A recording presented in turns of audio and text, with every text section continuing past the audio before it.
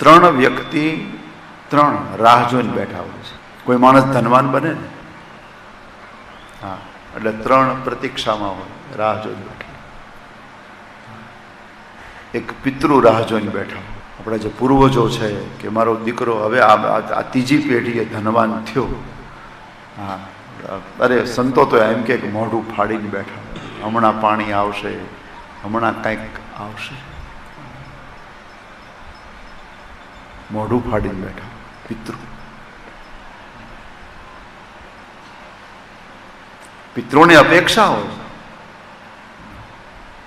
કે આ કંઈક સત્કાર્ય કરશે, અમને અમારી મુક્તિ માટે કંઈક પ્રયાસ કરશે, ભાગવતની કથા કરશે. આ પિતૃની અપેક્ષા હોય. ધનવાન આ નિર્ધન છે તો એ પિતૃ અપેક્ષા ન રાખે, પણ એકવાર પૂર્વજોના પુણ્યથી આપણને કંઈક મળ્યું, એના જ પુણ્યથી આપણે ત્યાં આ માન્યતા 100% છે કે વડીલોના પુણ્ય કામ લાગે છે, પૂર્વજોના પુણ્ય કામ. આ માન્યતા 100% છે. આપણે કોઈની મોટર ભટકાણી અને માણસ બચી ગયો તો આપણે ત્યાં વડીલો શું કહે કે એના વડીલોના પુણ્ય આડા આવ્યા. વડીલોના પુણ્ય આડા આવ્યા એટલે વડીલોના પુણ્ય આડા આવે છે. જો આપણને આપણા વડીલોના પુણ્ય આડા આવતા હોય તો આપણા છોકરાઓને પણ આપણા પુણ્ય આડા આવે એટલા માટે કરી લેવું, જેથી કરી આપણા છોકરા એમ કહી શકે કે ભાઈ આ અમારા વડીલોના પુણ્ય આડા. આ બધું આવે છે. એક પિતૃ રાહ જોઈને બેઠા હોય છે,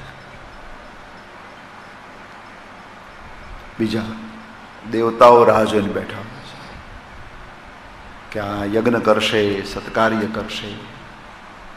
ધન મળ્યું છે. અને ત્રીજા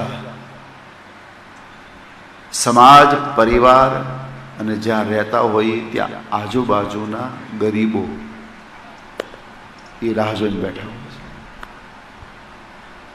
કે આની પાસે આટલું બધું છે તો એ અમને થોડુંક આપશે. પરિવારનો કોઈ વ્યક્તિ બહુ સંપન્ન બને, બહુ સુખી બને તો પરિવારના જે નિર્ધન છે એની અપેક્ષા હોય જ, પછી ભલે એની ખાનદાની માગે નહીં તમારી પાસે,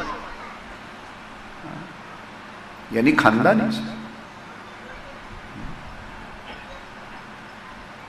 પણ અંદર હૃદયમાં એવું હોય કે અમને કાંઈક લાભ થશે, અને ભગવાને આટલું બધું આપ્યું છે. એટલે નિર્ધનો અપેક્ષા રાખે છે. ભાગવતજીમાં આનો થોડો સંકેત મળે છે એટલે કહું છું.